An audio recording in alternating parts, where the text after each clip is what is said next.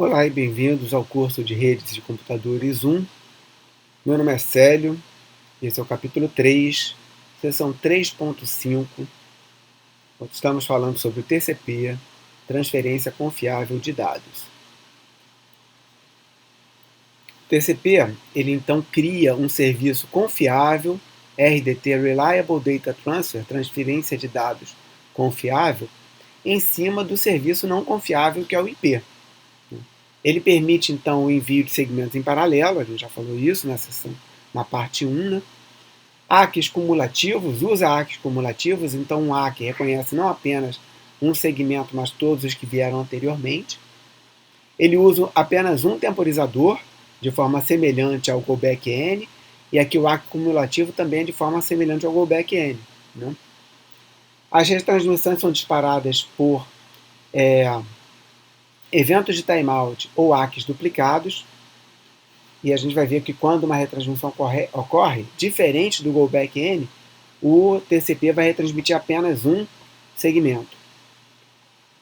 Inicialmente, a gente vai, então, considerar um modelo mais simples do TCP, onde a gente não vai tratar ACKs duplicados, nem nos preocuparmos com o controle de fluxo e controle de funcionamento. Do lado do remetente, o TCP ele vai então criar segmentos com um determinado número de sequência, que é o número da sequência de bytes, né, que identifica o primeiro byte daquele segmento. Se não houver nenhum timer já iniciado, ele vai iniciar o timer, vai iniciar o temporizador com um determinado valor, né, de timeout, que foi calculado lá como explicado no final da parte 1 da seção 3.5. Se o timer estourar, ou seja, se ocorrer um evento de timeout, o TCP vai retransmitir o segmento que causou aquele timeout.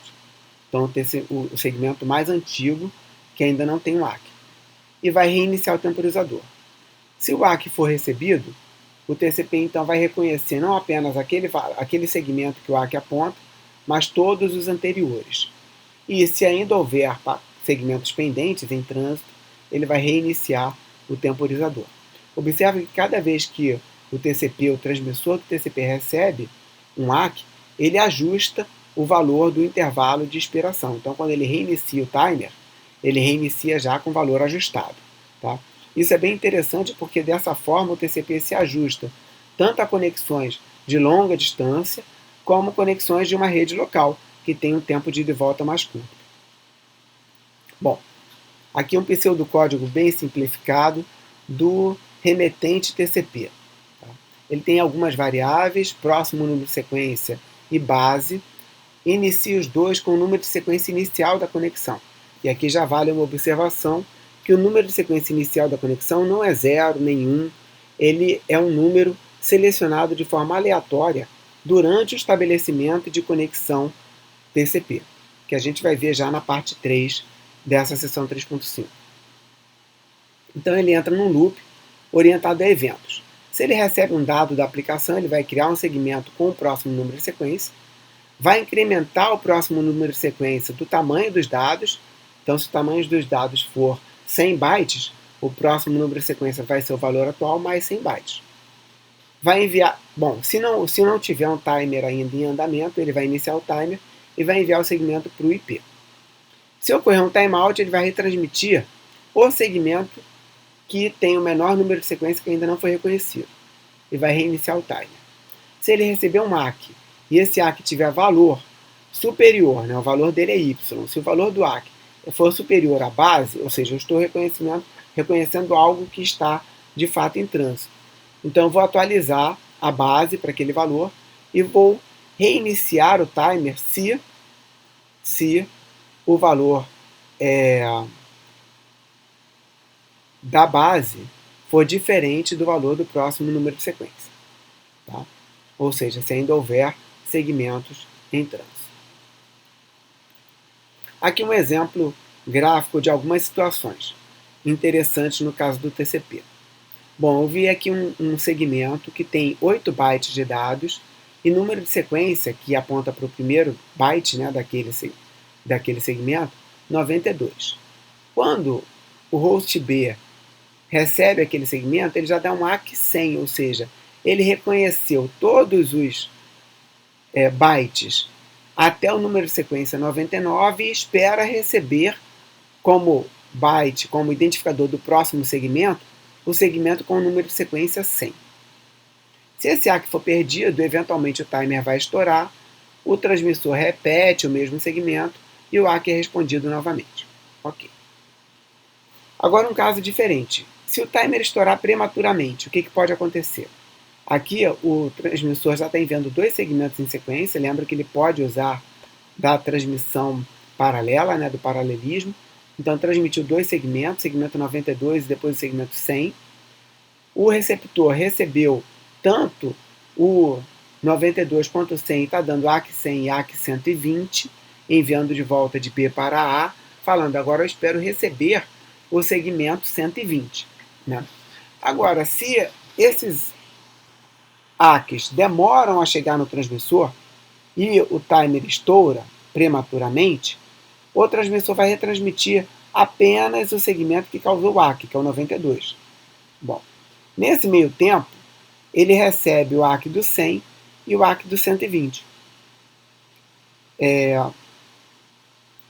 Ele transmitiu já esse do 92 e, caso o host B receba, ele simplesmente retorna com o ACK 120, ó, avisando, eu já recebi tudo.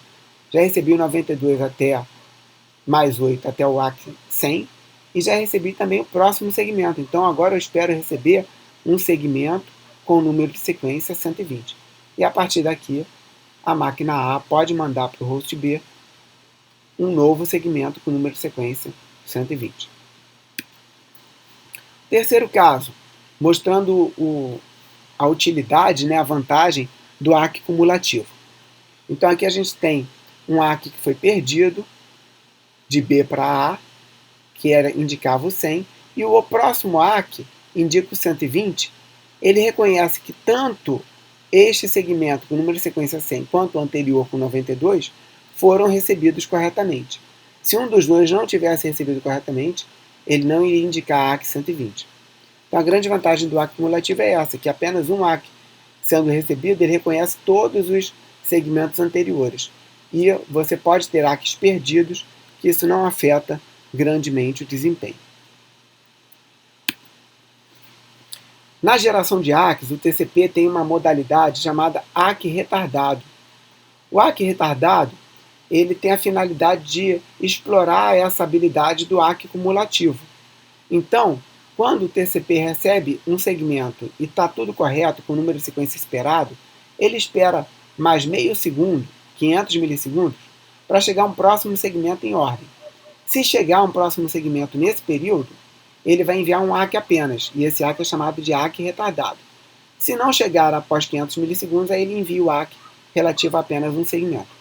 A vantagem disso é que ele pode enviar um único ACK para reconhecer dois segmentos.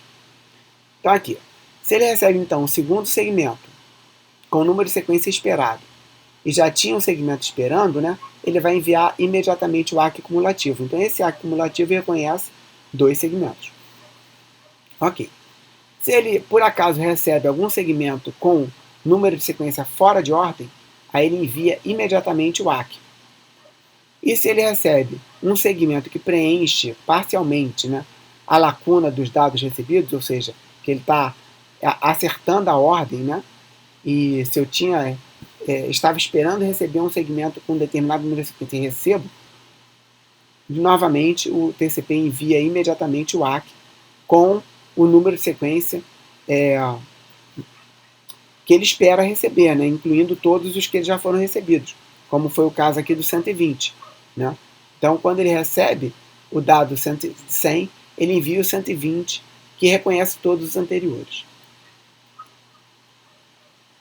Essa técnica é chamada de ACK atrasado ou ACK retardado, onde o receptor espera aí até meio segundo ou 500 milissegundos para gerar um ACK com o objetivo de diminuir a quantidade de ACKs que são enviados do receptor para o transmissor e também de explorar a técnica do ACK cumulativo, com apenas um ACK reconhecendo mais né, até 2 segmentos, mais de um segmento. Uma outra técnica que é usada pelo TCP é a retransmissão rápida. Na retransmissão rápida, o transmissor não espera o timeout acontecer. Por quê? Porque o valor de timeout, ele tipicamente é relativamente grande, né? Porque ele é aquela média do tempo de ida e volta, mais 4 vezes o desvio médio do tempo de ida e volta. E esse valor acaba sendo muito grande.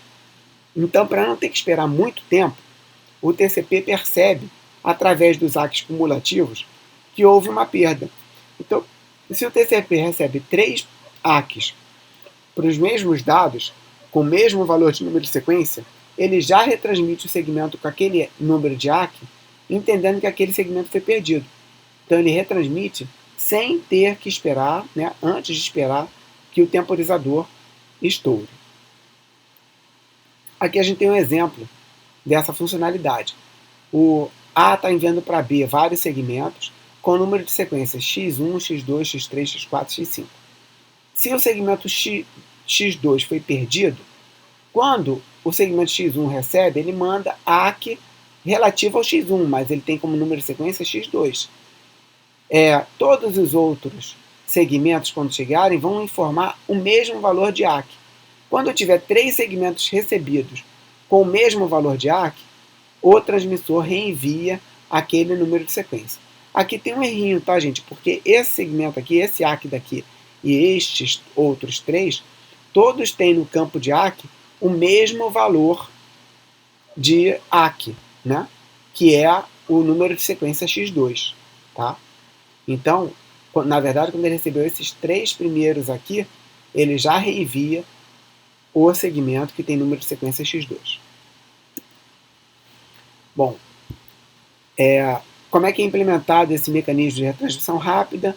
Uma forma bem simples aqui para ver através desse pseudocódigo é que o receptor mantém um contador de ACKs duplicados, e se esse contador de ACKs duplicados chegar a 3, ele vai reenviar então o segmento que tem número de sequência igual ao segmento que está no ACK.